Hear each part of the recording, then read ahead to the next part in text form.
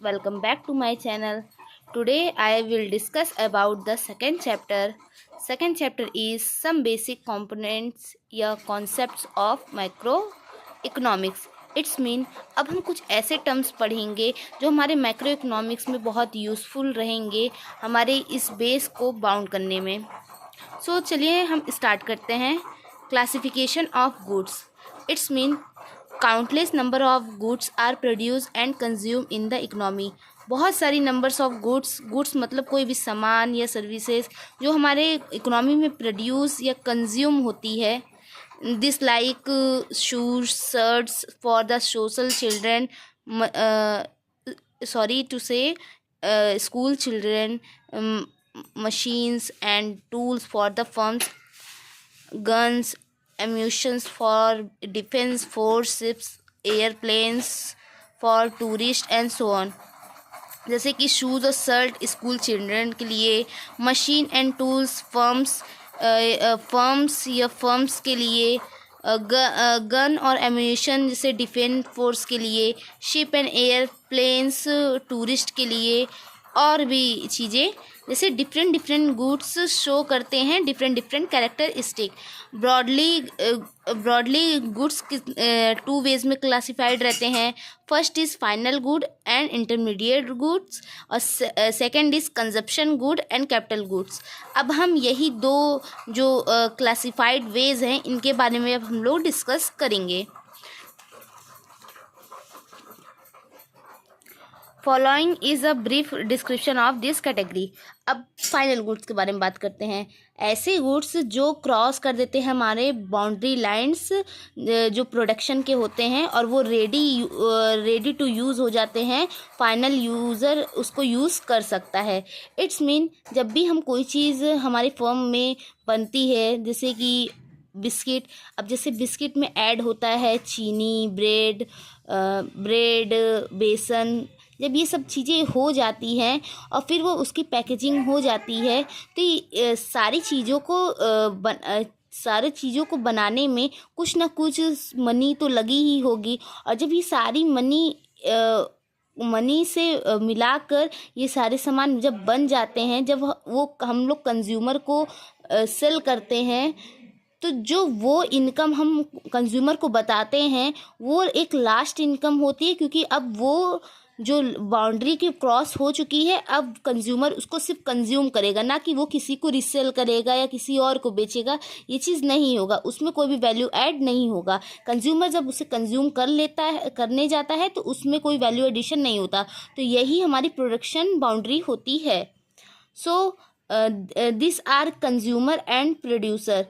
जो final user होते हैं वो दो होते हैं, या एक कंज्यूमर या एक प्रोड्यूसर. कंज्यूमर जो कंज्यूम करता है, प्रोड्यूसर जो चीज़ें लेता है अपनी चीज़ें प्रोड्यूस करने के लिए.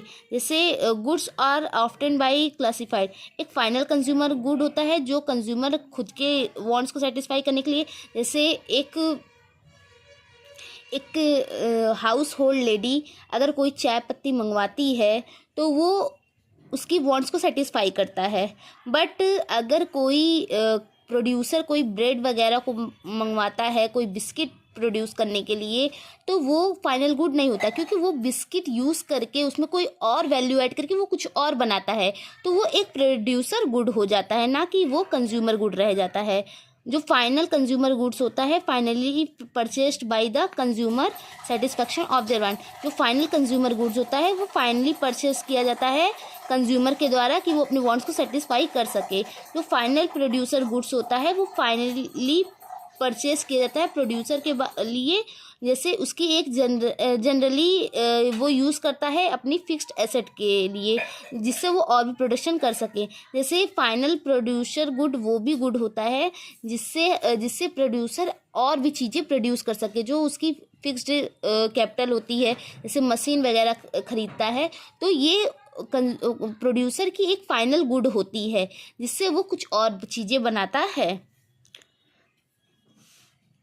जो फाइनल कंज्यूमर गुड होता है वो ऐसे गुड होते हैं जो रेडी टू यूज़ होते हैं फाइनल यूज़र के लिए, end consumer are the final user. जैसे bread and butter are ready use for consumer.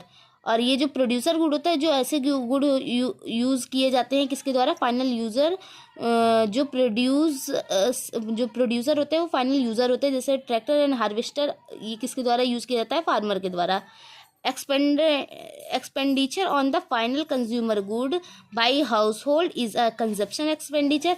अगर एक्सपेंडिचर फाइनल कंज्यूमर गुड पे किया जाता है हाउस होल्ड के द्वारा तो वो कंजप्शन एक्सपेंडिचर होता है, और वही एक्सपेंडिचर फाइनल प्रोड्यूसर गुड्स पे प्रोड्यूसर के द्वारा किया जाता है तो वो इन्वेस्टमेंट एक्सपेंडिचर होता है। और इसी के द्वारा expenditure on final good equal to consumption expenditure and investment expenditure. What do you mean by we say the final goods have crossed boundary line of the production? जैसा कि अभी हमने पहले पढ़ा कि क्या मतलब होता है ये जो फाइनल गुड क्रॉस कर लेती है boundary line of the production. It's mean goods are out of the process of production. Goods अपने प्रोडक्शन से आउट हो जाती है और उसमें कोई भी वैल्यू ऐड नहीं करना होता है, तब वो प्रोडक्शन बाउंड्री लाइन से क्रॉस हो जाती है। जैसे शर्ट एक retail showroom is all set for the sale to final user.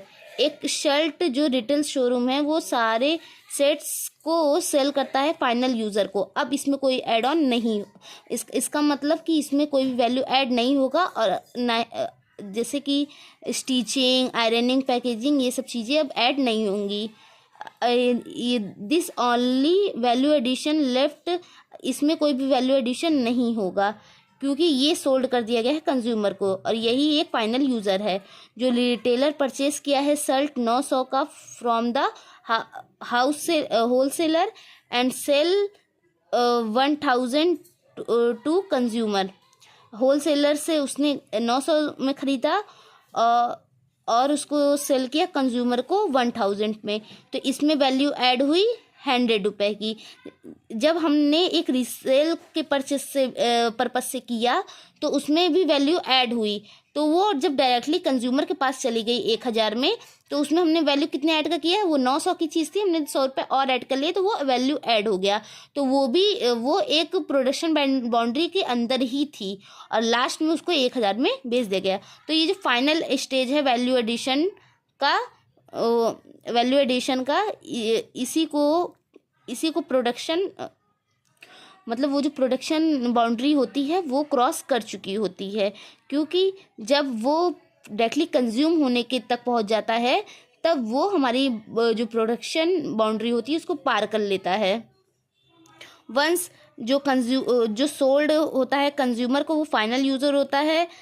जो shirt will be treated as out of boundary line for the production and worth 1000 counted as the final good. ये जो 1000 है ये final good में count होगा। ये जो बीच बीच में 900 200 जो भी चीज़ें ऐड हुई है उसको ऐड नहीं करेंगे, इससे डबल काउंटिंग की प्रॉब्लम स्टार्ट हो सकती है, तो हमारा नेशनल इनकम ज़्यादा एस्टिमेट हो जाएगा और इससे हमारी इकोनॉमी की नेशनल इनकम काउंट करने में दिक्कत भी होगी। वो जो फाइनल इनकम होती है उसी को हम लोग अपने नेशनल इनकम में ऐड करते हैं। सो आज के लिए बस इतना ही। अब हम आगे नेक्स्ट वीक में हम इंटरमीडिएट गुड्स के बारे में डिस्कस करेंगे। सो बाय बाय, टाटा।